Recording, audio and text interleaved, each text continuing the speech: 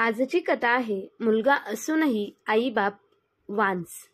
लग्नाला 40 वर्ष झाली होती, पण आज तिने त्याच्या डोळ्यात पहिल्यांदाच अश्रू पाहिले होते।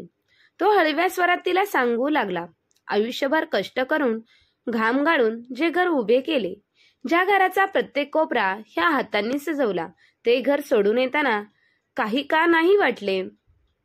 त्या घराचा उंबरठा नेहमीसाठी सोडून येताना ही काहीच वाटले नाही ग। पण वृद्धाश्रमाची पहिलीच पायरी चढताना वांज असल्यासारखे वाटले। ती त्याच्याकडे खिन्न नजरेने बघ।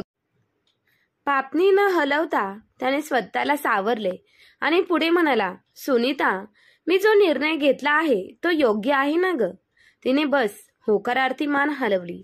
मनात उदासीनता थोडी होती त्याच्या आणि थोडी तिच्याही। त्याने पुन्हा विचारले, तुझा माझ्यावर विश्वास आहे ना ग? हे वय राहिले नव्हते कष्ट करायचे, पण त्याला पुन्हा शून्यातून विश्व निर्माण करायचे होते। स्वाभिमान दुखावला गेला होता त्याचा।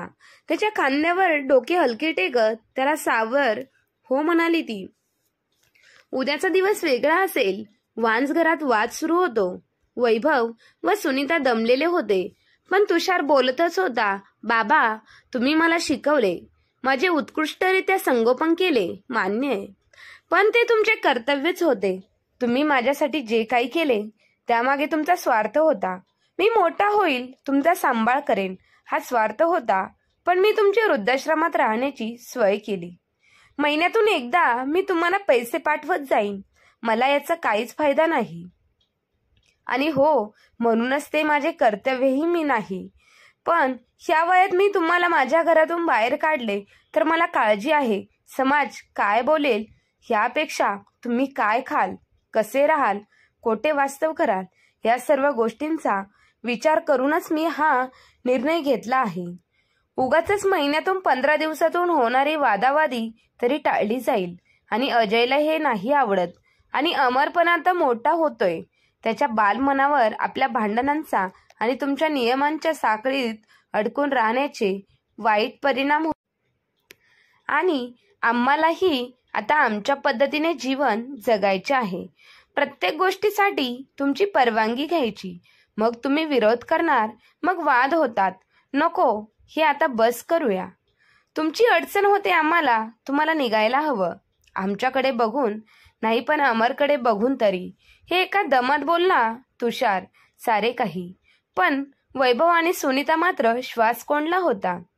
त्या रात्री दोघेही जेवले नाहीत। झोप ही नाहीच लागली ना त्यांना। बॅग पॅक करून ते बस अंधाराकडे घाबरून बघत होते, पण अंधारातून कधीतरी पाठ होणारच ना। तो उजेड कधी येऊ नये, अंधार असाच राहावा, आपले घर सुटू नये असेच वाटत होते वैभव आणि सुनीताला। पण उजेड झाला। वृद्धाश्रमही पाहिले। वृद्धाश्रमापर्यंत सोबत तुषारही आला होता। वृद्धाश्रमाची पहिली पायरी चढताना तेवढ्या तुषार म्हणाला, बरं आई बाबा, आजपासून घरी फोन करत जाऊ नका, नाहीतर अमरला तुमची सारखी आठवण येत राहील। लहान आहे तो अजून, आणि अजयलाही आवडणार नाही, आणि घरी यायचा हट्टही करू नका। मी प्रत्येक सणाला तुमच्यासाठी नवीन कपडे आणि मिठाई पाठवत जाईन।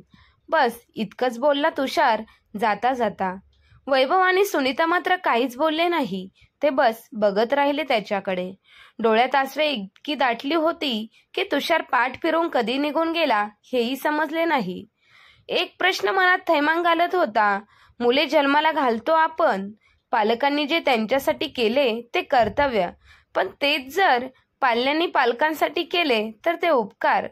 झाडाला मुळांचे ओझे होते हे खरे, मुळांना मात्र झाडाचे ओझे कधीच होत नाही।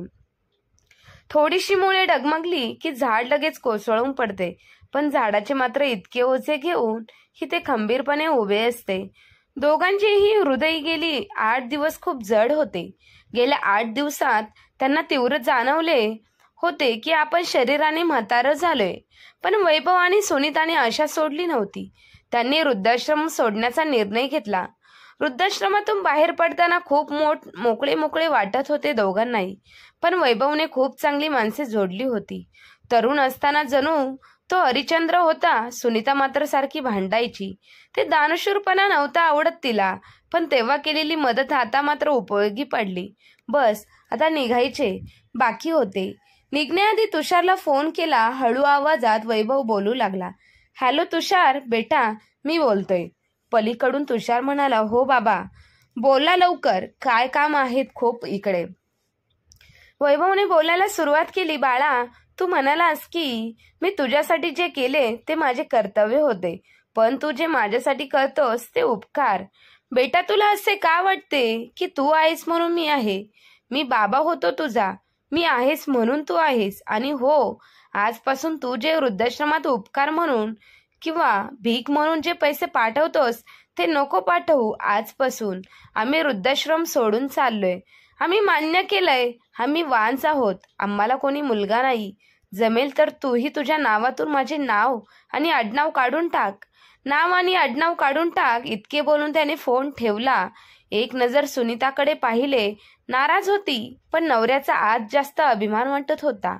दोघांनी एकमेकांचा हात पकडला व निघून गेले नव्या भविष्यात. पण मागे सोडून गेले एका शब्दात असणारा प्रश्न, उत्तर आणि अर्थ बदलून गेला, तो वांस. मुलाचे उपकार नको. मुलाने वृद्धाश्रमात पैसे भरून आणून सोडले आणि इथेही तो आपल्याला थोडेफार पैसे पाठवून देत आहे आणि आपण त्याच्या उपकारावर जगत आहोत. हे मात्र वैभव आणि सुनीताने पूर्णतः बदलून टाकले होते आणि वयाच्या 50व्या वर्षानंतर नवीन जीवनाची पुन्हा एकदा सुरुवात केली होती. वैभव काकांचं मत नेहमी असं असायचं, ते सुनीताला म्हणायचे, आजपर्यंत कष्टाने स्वाभिमानाने जगत आलो आहे, त्यामुळे यापुढे देखील कोणाची भीक घ्यायची नाही आणि लाचार होऊन जगायचं नाही. बस आपल्या दोघा नवरा बायकोची आपल्याला खंबीर साथ आहे, त्यामुळे आपल्याला कोणाच्या आधाराची गरज लागणार नाही, असं म्हणून दोघांनी नवीन भविष्याची सुरुवात केली. दोघेही शहरात न राहता गावाकडे निघून गेले आणि वैभव काकांनी सुनीताला सांगितलं, सुनीता, आज आपण ज्या मुलामुळे वांस झालो आहे, पोटच्या पोराने ज्याला जन्म दिला त्याने आपल्याला झिडकारले आहे. मग आपण अशा लेकरांचे आई बाबा आहोत की ज्यांना या जगामध्ये त्यांचं कोणीच उरलेलं नाही आहे. सुनीतालाही वैभव काकांचा प्लॅन आवडतो. ती देखील म्हणते, हो बरोबर आहे, ह्या उतार वयामध्ये अजून आपण काहीतरी नवीन करणार आहोत. हा प्लॅन डोळ्यासमोर ठेवून त्यांनी गावाकडच्या जमिनीमध्ये गावातील काही लोकांना सोबत घेऊन एका मोठ्या अनाथ आश्रमालयाची उभारणी करायला सुरुवात केली. वैभव काकांना 15 एकर जमीन होती. मुंबईला स्वतःचे 2 फ्लॅट होते. बँक बॅलन्स देखील गडगंज होता, कारण त्यांच्या तरुण वयामध्ये त्यांना भक्कम पगाराची नोकरी होती आणि एकुलता एक मुलगा असल्यामुळे त्यांनी त्याच्यासाठी भरपूर प्रॉपर्टी जमा करून ठेवली होती. त्यामुळे ते अनाथ आश्रम आहे उभा करण्यासाठी त्यांना कोणत्याही पैशाची अडचण आलेली नाही. त्यांनी त्या 15 एकरमध्ये जमिनीमध्ये 1 एकर जमिनीत अनाथ आश्रमाचे बांधकाम केले आणि 1 एकरमध्ये गार्डन केले. राहिलेली 13 एकर जमीन त्यांनी गावातल्या सावकाराला विकून टाकली. त्याचे त्याला भरपूर पैसे आले होते आणि बघता बघता आश्रमाचे बांधकाम पूर्ण झाले आणि आश्रमाला नाव दिलं वात्सल्य. पाहता पाहता आश्रमात नवीन ऍडमिशन सुरू झाली. गावातील आजूबाजूच्या पुढाऱ्यांनी या वात्सल्य आश्रमाची एवढी जाहिरात केली होती की तिथे पहिल्या एकाच महिन्यात 200 पोरं राहायला आली होती. त्या पोरांमध्ये प्रत्येक मुलाचे एक वेगळेच दुःख असायचं. कोणाला आई नसायची तर कोणाला वडील नसायचे, कधी कधी तर दोन्हीही नसायचे. असे रस्त्यावर झोपणाऱ्या मुलांना वैभव काकांनी आणि सुनीता काकींनी आपल्या प्रेमाने वात्सल्य आश्रमात आणलं होतं आणि पाहता पाहता या आश्रमाची चर्चा संपूर्ण राज्यभर देशभर पसरली. परंतु सुनीता काकींनी आणि वैभव काकांनी कुठेही त्यांच्या नावाचा उच्चार केलेलाच नव्हता. आता राज्य सरकार, भारत सरकारने देखील त्यांच्या आश्रमाला देणगी द्यायला सुरुवात केली. आजूबाजूच्या गावांमधील लोक लांबून लांबून येऊन देखील तेथील मुलांना खाऊ, गोळ्या, बिस्किट, अभ्यासाचे साहित्य देत होती.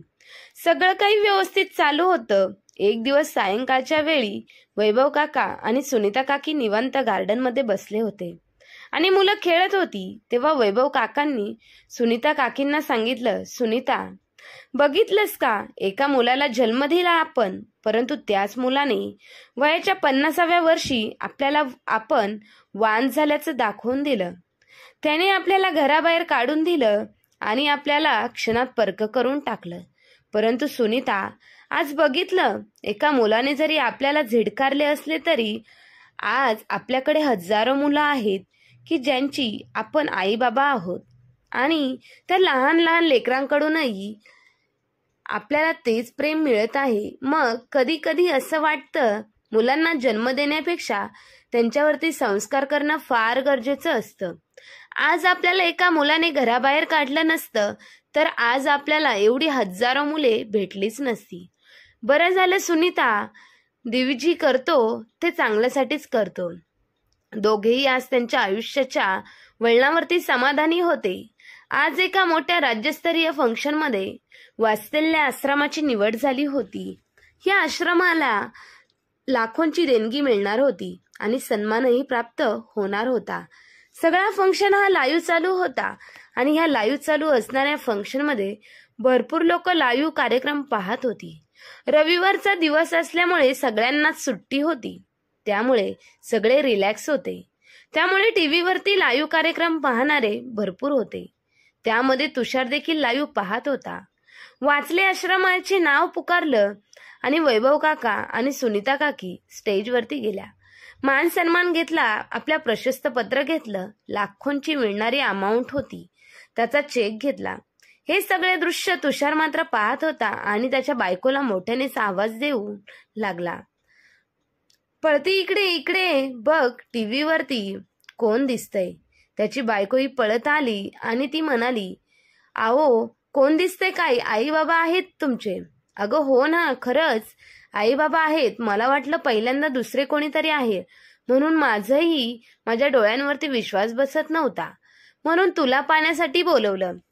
पण अगं आई बाबा इथपर्यंत कसं? आणि ह्या वात्सल्य आश्रमाची एवढी चर्चा, ह्या आश्रमाचे फाउंडर तर आईबाबांचं नाव घेतलेलं आहे. मग खरंच हा आश्रम यांनी उभा केला असेल का? तुषारला धक्का बसला आणि त्याच्या पायाखालची जमीन सरकली. तेवढ्यातच वैभव मान्यवरांना विनंती केली, मला 2 शब्द बोलण्यासाठी द्या. त्यावेळी वैभव काकांनी जे काही भाषण केलं त्यामुळे सगळा समाज जागा झाला. वैभव काकांनी भाषणाला सुरुवात केली. नमस्कार मंडळी, मी वैभव सर देशमुख आणि आज माझ्यासोबत आहेत त्या माझ्या सुनीता वैभव देशमुख. आज आम्ही तुमच्यासमोर उभ्या आहेत ते म्हणजे वात्सल्य आश्रमाचे. परंतु यामागची कथाही तुम्हाला ऐकायला नक्कीच आवडेल. असे वात्सल्य आश्रम कशामुळे उभे आहे आणि याचं क्रेडिट कोणाला जातं, त्यामुळे प्रत्येकजण उत्सुकतेने ऐकत होता. नक्की याचं क्रेडिट घेणारा खूप महान असावा. वैभव काका भाषण करत होते आणि सगळ्यांना सांगितलं, वात्सल्य आश्रमाचं क्रेडिट हे फक्त आम्ही ज्या मुलाला जन्म दिला होता त्या मुलाला जाते. आता प्रत्येकालाच प्रश्न पडू लागला, म्हणजे नक्कीच या काका काकींचा मुलगा आज या जगामध्ये नाही आहे किंवा देवाघरी निघून गेला आहे. यानंतर वैभव काकांनी सांगितलं, याचं क्रेडिट ज्या मुलाला जन्म दिला त्याला गेलं. कारण असं, आमची वयाची 50वी आम्ही ओलांडल्यानंतर सख्या जन्म दिलेल्या मुलांनी आम्हाला वृद्धाश्रमात नेऊन सोडलं. एकुलता एक मुलगा होता, परंतु त्याला आम्हाला सांभाळणं जड जात होतं. सगळी प्रॉपर्टी तर त्याचीच होती, परंतु त्याला म्हाताऱ्या आईबापाची लोडबुड नको होती, म्हणून त्याने सर आम्हाला वृद्धाश्रमात नेऊन पैसे भरून पाठवलं. त्यानंतर पहिले 1 महिना तर तो कोणत्या सणाला आम्हाला नवीन कपडे आणि मिठाई घेऊन येत होता. परंतु अशी लाचारीने जगणं आम्हाला जमत नव्हतं. आम्ही त्याच्यापुढे स्वाभिमान गहाण ठेवून जगण्यासारखं आम्हाला वाटत होतं. परंतु आयुष्यभर आम्ही स्वाभिमानाने जगलेलो म्हातारी माणसं आणि हा दिवस आमच्या वाट्याला आला होता. परंतु माझ्या बायकोची मला खंबीर साथ होती, त्यामुळेच आम्ही हा निर्णय घेतला की ज्यावेळी आम्ही घराची पायरी उतरलो आणि वृद्धाश्रमाची पायरी चढलो त्याच दिवशी आमचा मुलगा आमच्यासाठी मेला आणि आम्ही वान झालो. हे भाषण तुषार देखील ऐकत होता आणि त्याच्या देखील पायाखालची जमीन सरकत होती. रसिक प्रेक्षकही ऐकण्यासाठी उत्सुक होते. काकांनी सांगितलं, ज्या दिवशी आम्ही बाहेर आलो त्याच दिवशी आमचा आणि आमच्या मुलाचा सर्व काही नातेसंबंध संपवून आम्ही आमच्या 50 नंतर नवीन जीवनाची, नवीन भविष्याची सुरुवात केली. आणि मग आम्ही एक निर्णय घेतला. ज्या मुलामुळे आज आमच्यावर ही वेळ आली त्याला असा काही धडा शिकवायचा, समाजामध्ये ज्या मुलांना खरी आईबापाची गरज आहे, अशांना प्रेम, वात्सल्य, माया, ममता सर्व काही द्यायचं. खरंच ज्यांना आई बाप आहे त्यांना आईबापाची काहीच किंमत नाही, परंतु ज्यांना नाही त्यांना विचारा नक्की आईबापाचं महत्व काय असतं. अहो ज्यांना हात आहे त्यांना हाताची किंमत काय कळणार आहे. ज्यांना नाही त्यांना विचारून बघा त्या हाताची किंमत काय असते. ज्यांना आईबाप नाही त्यांना विचारा आईबापांची किंमत काय असते. त्यानंतर आम्ही आमच्या गावी गेलो आणि आश्रमाची निर्मिती केली. आणि बघता बघता या आश्रमात आज हजारो मुलं आहेत. आणि सांगायला अभिमान वाटतो की एक मुलगा मेला, परंतु देवाने आम्हाला हजारो मुलांचे आईवडील बनवले. यामध्ये आम्ही खूप आनंदी आहोत, कारण ज्या मुलाला जन्म दिला होता त्यानेच आजपर्यंत फक्त आम्हाला दुःखच दिलं. परंतु ह्या मुलांना आईवडील नाही, प्रत्येक गोष्टीची किंमत कळते. त्यामुळे सगळे हजारो मुलं आमच्या दोघांमध्ये आईवडील शोधतात. आणि आम्हालाही अभिमान वाटतो की आम्ही एवढ्या सगळ्या मुलांचे आईवडील आहोत.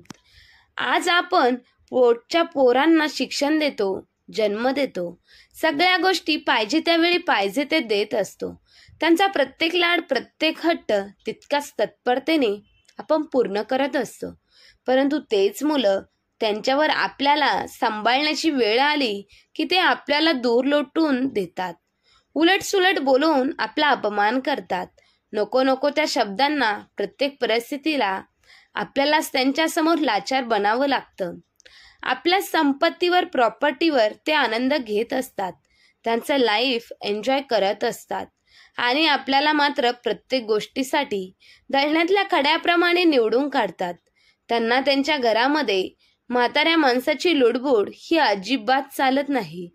फक्त त्याच म्हाताऱ्या माणसांच्या प्रॉपर्टीवर हक्क सांगायला त्यांना लाज वाटत नाही. प्रत्येक आईवडिलांनी आपल्या मुलांना फक्त जन्मच नाही, राहिला तर संस्कारही असेच करायचे. जसे आईवडील आपल्या मुलांवरती संस्कार करत असतात, फक्त अभाव असतो तो त्यांच्या वर्तणुकीचा. आणि मी आज आपणा सर्वांना एक विनंती करतो, प्रत्येक म्हातारा आईवडिलांनी आपली सगळी काही प्रॉपर्टी असेल ते मुलांना न देता थोडीफार स्वतःसाठी पण ठेवावी. नाहीतर उद्या तुमच्यावरही आमच्यासारखी वेळ येऊ नये, आणि आली तर त्यातून तुम्हाला असणारी थोडीफार तुमची प्रॉपर्टी कामाला येणार आहे. तुमच्या शेवटच्या क्षणाला मुलं देखील हात वर करून निघून जातात, राहतो फक्त आपणच आपल्याला. आणि आज मी तुम्हा सर्वांना हे सांगत आहे, आमच्या जन्म दिलेल्या पोराने आम्हाला रस्त्यावर काढलं आणि सांगितलं, जन्म देणं तुमचं कर्तव्य होतं, परंतु तुम्हाला सांभाळणं हे माझं कर्तव्य नाही आहे. तुम्ही तुमच्या स्वार्थासाठी मला शिकवलं, हे तुम्ही माझ्यावर उपकार केले नाही, त्यामुळे मी तुम्हाला सांभाळायला बांधील नाहीये. आज त्याच पोराच्या नावावर टिचून आम्ही इथपर्यंतचा प्रवास गाठला आहे. आणि हे लाईव्ह जेव्हा तो पाहिल किंवा हे भाषण जेव्हा तो ऐकेल तेव्हा त्यालाही धक्काच बसणार आहे. आणि या सगळ्यांसमोर आज जाहीरपणे सांगतो की माझ्या मुलाला मी स्वतःच्या हिमतीने कमावलेले मुंबईमधील फ्लॅट तेही खाली करायला लवकरच सांगणार आहे. आणि ते विकून त्यातून मिळणारी सर्व रक्कम ही आमच्या वात्सल्य आश्रमाची FD करून पावती करणार आहे, जी आमच्या मुलांसाठी कामाला येईल. हे भाषणामध्ये शब्द ऐकल्यानंतरला तुषारला अजून एक मोठा धक्का बसतो. तो विचार करतो, आईबाबांनी असा कसा निर्णय घेतला आहे. त्यांनी मला फ्लॅट खाली करायला सांगण्याच्या आधीच मला त्यांची पाय धरून माफी मागावी लागेल. आणि त्यांनी आज मला फ्लॅट खाली करायचे सांगितले, फक्त उद्या तर गावची 15 एकर जमीन सुद्धा विकून टाकतील. मग मी काय करायचं? एक तर आजपर्यंत लाईफ एन्जॉय करता करता एकही रुपया सेव्हिंग करून ठेवलेला नाही, आणि बाबांनी हा निर्णय जर घेतला तर मी एका मिनिटात रस्त्यावर येईल. हा विचार करत असतानाच वकिलांची एक नोटीस येते आणि त्या नोटीसमध्ये असं लिहिलेलं असतं, 5 दिवसांच्या आत तुम्ही हे घर खाली करा. हे घर ज्यांच्या नावावर आहे त्यांनी ते विकून टाकलं आहे आणि त्यांचा दुसरा जो फ्लॅट आहे तोही विकला आहे. ही नोटीस दुसऱ्याच दिवशी तुषारला खूप मोठा धक्का बसतो आणि तो ताबडतोब त्याच्या गावाकडे निघतो. गावाकडे गेल्यानंतर तो आईबाबांची माफी मागतो, परंतु आईबाबा त्याला माफ करत नाही आणि सांगतात, आज तू आमचा मुलगा नाही आहे, आम्ही तुला ओळखतही नाही. आमची ही हजारो मुलं आहेत, तुझं आणि आमचं काही नातं नाही आहे. या हजारो मुलांच्या भविष्यासाठी आम्हाला हे निर्णयाचे घ्यावीच लागणार आहे. परंतु तुषारने बाबांचे आणि आईची आणि गावची जमीन आहे तीही विकू नका. मी तुम्हाला सांभाळेल. आजपर्यंत जी माझी चूक झाली ती माफ करा बाबा. परंतु बाबांनी सांगितलं, तुझ्या जमिनीची स्वप्न पाहत आहे ना, ती जमीन देखील विकलेली आहे आणि ज्या फ्लॅट विकू नको म्हणत आहे ना, ते दोन्ही फ्लॅट विकून गेले आहे.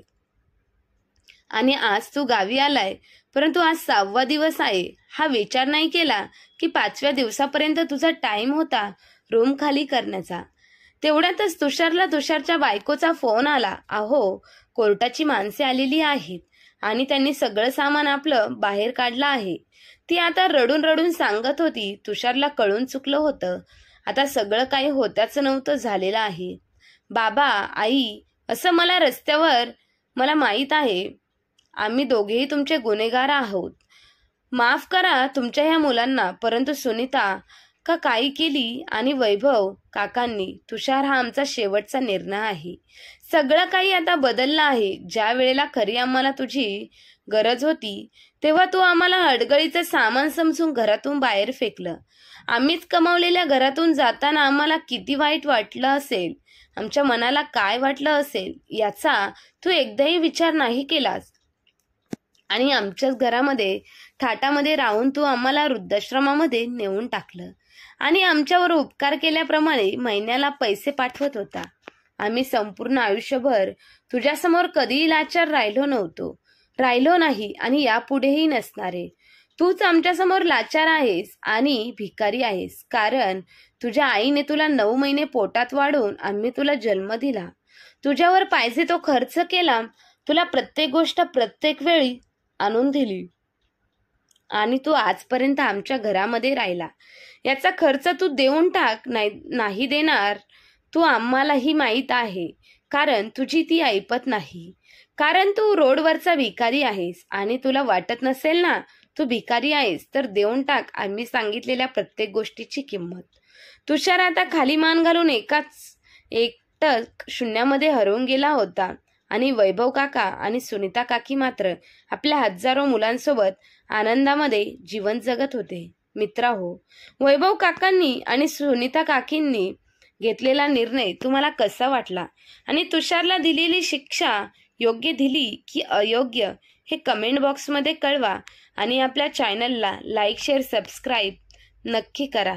धन्यवाद.